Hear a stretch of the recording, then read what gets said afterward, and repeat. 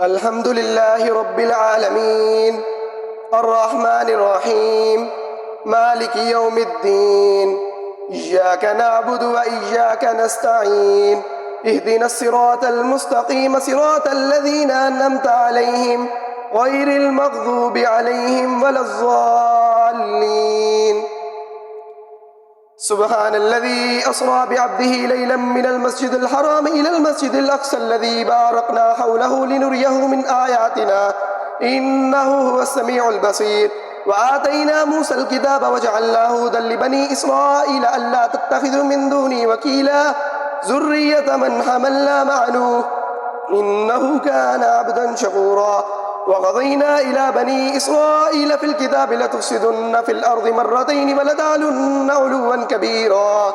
فإذا جاء وعد أولاهما بعثنا عليكم عبادا لنا أولي بأس شديد فجاسوا خلال الديار وكان وعدا مفعولا ثم رددنا لكم القرة عليهم وأمددناكم بأموال وبنين وجعلناكم أكثر نفيرا إن أحسنتم لأنفسكم وإن أسأتم فلها فإذا جاء وعد الآخرة ليسوءوا وجوهكم وليدخلوا المسجد كما دخلوه أول مرة وليتبروا ما علوا تتبيرا عسى ربكم أن يرحمكم وإن عدتم عدنا وجعلنا جهنم للكافرين حثيرا إن هذا القرآن يهدي للتي هي أقوم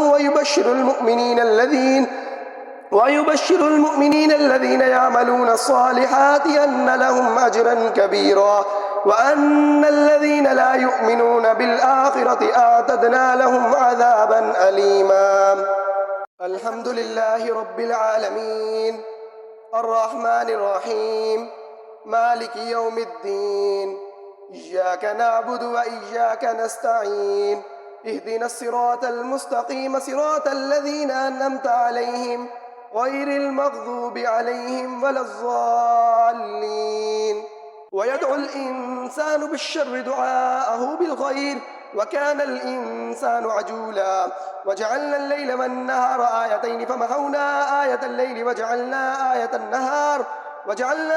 النهار مبصرة لتبتغوا فضلا من ربكم ولتعلموا عدد السنين والحساب وكل شيء فصلناه تفصيلا وكل إنسان ألزمناه طائره في عنقه ونخرج له يوم القيامة كتابا يلقاه منشورا اقرأ كتابك كفى بنفسك اليوم عليك حسيبا من اهتدى فإنما يهتدي لنفسه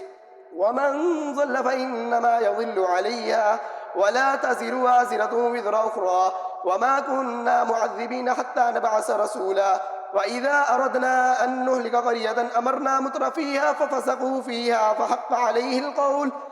عليه القول فدمرناها تدميرا وكم أهلقنا من القرون من بعد نوح وكفى بربك بذنوب عباده خبيرا بصيرا من كان يريد العاجلة عجلنا له فيها ما نشاء لمن نريد ثم جعلنا له جهنم